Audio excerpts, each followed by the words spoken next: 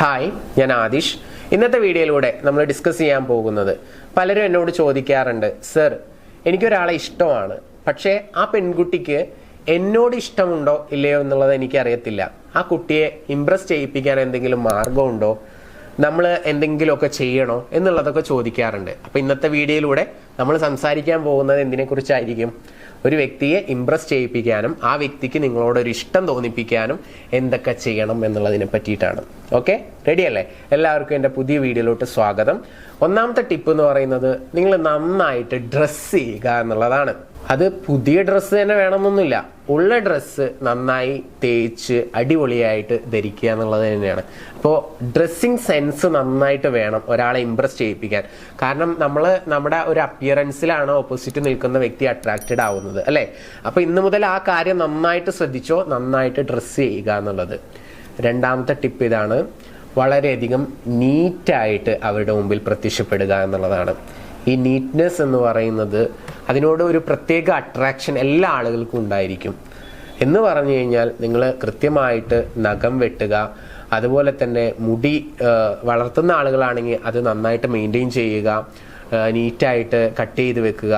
അതുപോലെ തന്നെ താടി വെക്കുന്നത് കൊണ്ട് പ്രശ്നമില്ല, ഇനി നീട്ടി വളർത്തുന്ന ആളുകളൊക്കെ ആണെന്നുണ്ടെങ്കിൽ അത് വളരെ നീറ്റായിട്ട് കൈകാര്യം ചെയ്യുക എന്നുള്ളതാണ്. അപ്പോൾ നീറ്റ്നെസ്, വൃത്തി എന്ന് പറയുന്നത് വളരെ പ്രധാനപ്പെട്ട ഒരു ഘടകമാണ്. ഓൾമോസ്റ്റ് 50% സ്ത്രീകളെ സംബന്ധിച്ചിടത്തോളം അങ്ങനെയാണ്.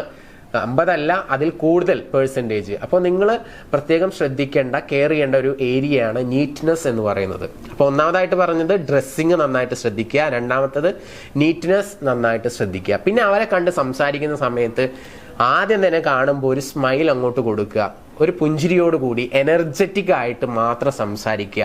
പോസിറ്റീവ് എനർജി ഉള്ള ഒരാളാണെന്നുള്ള ഒരു തോന്നൽ അവർക്കുണ്ടാവണം.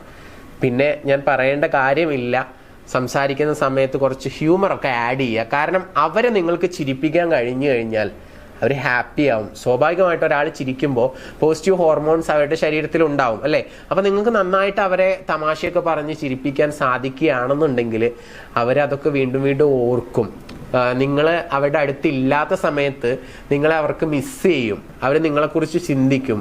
അപ്പോൾ ഹ്യൂമർ ആഡ് ചെയ്യുക, തമാശ പറയുക, ഓപ്പോസിറ്റ് നിൽക്കുന്ന വ്യക്തിയെ ചിരിപ്പിക്കുക എന്ന് പറയുന്നതൊക്കെ വളരെ പ്രധാനപ്പെട്ട ഒരു ഘടകം തന്നെയാണ്. സോ അതൊക്കെ ഒന്ന് ട്രൈ ചെയ്ത് നോക്കുക. ഇനി നമ്മൾ മൂന്നാമത്തെ ആ ഒരു പോയിന്റിലോട്ട് കിടക്കുന്നതിന് തൊട്ട് മുൻപായിട്ട്, നിങ്ങളുടെ റിലേഷൻഷിപ്പിൽ എന്തെങ്കിലും ഇഷ്യൂസോ പ്രയാസങ്ങളോ നിങ്ങളിപ്പോൾ ഫേസ് ചെയ്യുന്നുണ്ടെങ്കിൽ പേടിക്കേണ്ട.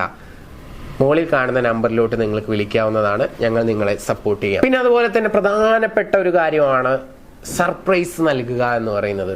അത് സർപ്രൈസ് ആയിട്ടുള്ള മീറ്റിംഗ്സ് ആവാം, അഥവാ നിങ്ങൾ അവരെ കാണുന്നതാവാം, അവർ പ്രതീക്ഷിക്കാത്ത സമയത്ത് പെട്ടെന്ന് കയറി ചെല്ലുന്നതാവാം, അതല്ലാന്നുണ്ടെങ്കിൽ എന്തെങ്കിലും കാര്യങ്ങളൊക്കെ ഓഫർ ചെയ്യുന്നതാവാം. ഉദാഹരണത്തിന് ഒരു സിനിമക്ക് പോകാനുള്ള ടിക്കറ്റ് ആവാം, അതല്ലാന്നുണ്ടെങ്കിൽ നല്ല ഡിലീഷ്യസ് ആയിട്ടുള്ള ഫുഡ് ഒന്നിച്ച് കഴിക്കുക എന്നുള്ള ആ ഒരു ഫുഡ് നിങ്ങൾ പേ ചെയ്തുകൊണ്ട് ഓഫർ ചെയ്യുന്നതാവാം. മനസ്സിലായോ? അതല്ലാന്നുണ്ടെങ്കിൽ എന്തെങ്കിലുമൊക്കെ സെലിബ്രേഷനോ കാര്യങ്ങളൊക്കെ ഉണ്ടാകുന്ന സമയത്ത്, ഇപ്പോൾ അവരുടെ ബർത്ത്ഡേ ആണ്, അപ്പോൾ സർപ്രൈസ് ആയിട്ട് ഒരു ഗിഫ്റ്റ് കൊടുക്കാം. ബർത്ത്ഡേക്ക് ആയിക്കൊള്ളണമെന്നില്ല കേട്ടോ, തീരെ പ്രതീക്ഷിക്കാത്ത സമയം എന്ന് പറഞ്ഞാൽ ഒരു പരിപാടി ഇല്ലാത്ത സമയത്തായിരിക്കും, അവരൊന്നും എക്സ്പെക്ട് ചെയ്തിട്ടുണ്ടാവില്ല. അപ്പോൾ ആ സമയത്തൊക്കെ നിങ്ങൾക്ക് സർപ്രൈസ് ആയിട്ടുള്ള ഗിഫ്റ്റുകൾ കൊടുക്കാം. ബർത്ത്ഡേക്ക് കൊടുക്കേണ്ടെന്നല്ല, ആ സമയത്തും കൊടുക്കാം. ഓക്കെ, അപ്പോൾ സർപ്രൈസ് ആയിട്ടുള്ള ഗിഫ്റ്റുകൾ, മീറ്റ് മീൻസ് മീറ്റിംഗ്, നിങ്ങൾ തമ്മിൽ കാണുന്ന ആ ഒരു മീറ്റുകൾ. പിന്നെ അതുപോലെ തന്നെ എടുത്തു പറയേണ്ട ഒരു കാര്യം, എന്തെങ്കിലുമൊക്കെ ഓഫർ ചെയ്യുന്നത്. സോ ഈ 3 കാര്യങ്ങളും ശ്രദ്ധിക്കുക. പിന്നെ അതുപോലെ തന്നെ ഇമ്പോർട്ടൻ്റ് ആയിട്ടുള്ള ഒരു കാര്യമാണ് അവരുടെ അച്ചീവ്മെൻറ്റ്സിനെ സെലിബ്രേറ്റ് ചെയ്യുക എന്നുള്ളത്. അവർക്ക് എന്തിനെങ്കിലും ഒരു അവാർഡ് കിട്ടി, അത് നിങ്ങൾ ആഘോഷിക്കുക, അതിന് മുൻകൈ എടുക്കുക, അവരെ ഇൻവൈറ്റ് ചെയ്യുക, അല്ലെങ്കിൽ അവരുടെ അവിടെ എന്തെങ്കിലും ആഘോഷം ഉണ്ടെങ്കിൽ അതിൽ മാക്സിമം നിങ്ങളുടെ സപ്പോർട്ട് കൊടുക്കുക. ആ അച്ചീവ്മെൻറ്റ്സിനെയൊക്കെ നന്നായിട്ട് സെലിബ്രേറ്റ് ചെയ്യുക.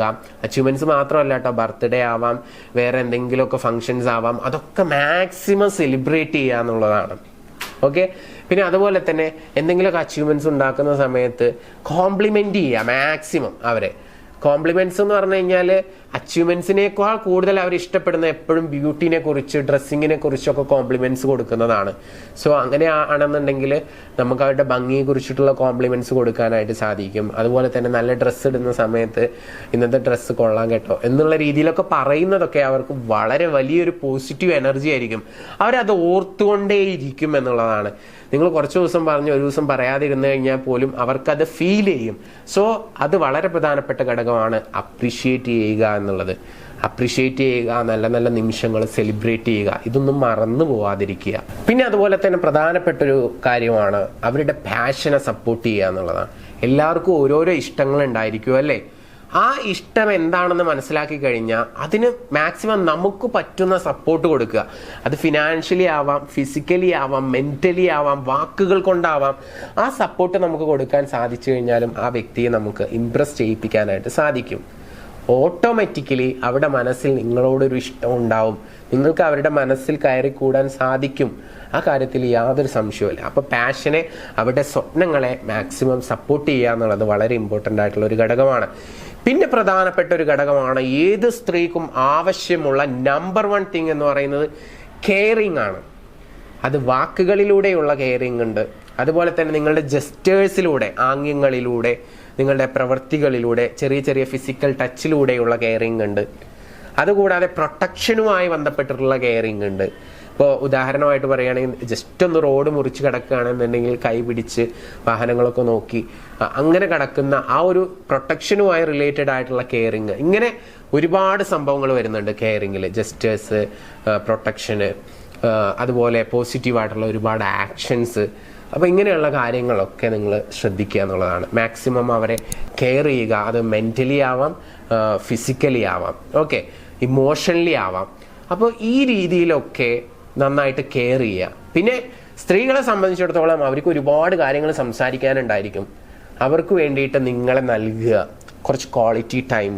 അങ്ങനെ കുറച്ച് ക്വാളിറ്റി ടൈം കൂടി നൽകാൻ സാധിക്കുകയാണെങ്കിൽ ഏതൊരു പെൺകുട്ടിയെയും നമുക്ക് ഇംപ്രസ് ചെയ്യിപ്പിക്കാനായിട്ട് സാധിക്കും.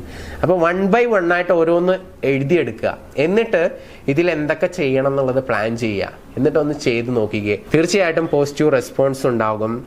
നിങ്ങൾക്ക് അവരുടെ ഹൃദയത്തിലോട്ട് കയറാനുള്ള സ്റ്റെപ്പുകളാണ് ഞാൻ പറഞ്ഞത്. ഇതൊക്കെ ഒന്ന് അപ്ലൈ ചെയ്ത് നോക്കുക. എനിവേ, ഇത് നിങ്ങൾക്ക് യൂസ്ഫുൾ ആയിരിക്കും. അതുപോലെ തന്നെ ഈ വീഡിയോ കാണാൻ ആഗ്രഹമുള്ള നിങ്ങളുടെ ഒരുപാട് സുഹൃത്തുക്കൾ ഉണ്ടായിരിക്കാം. അവർക്കൊക്കെ ഈ വീഡിയോസ് മാക്സിമം അയച്ചു കൊടുക്കുക. അവരെയൊക്കെ സപ്പോർട്ട് ചെയ്യാം. എനിവേ, നമുക്ക് പുതിയ ടിപ്സുമായിട്ട് വീണ്ടും കാണാം. Thank you. നമസ്തേ.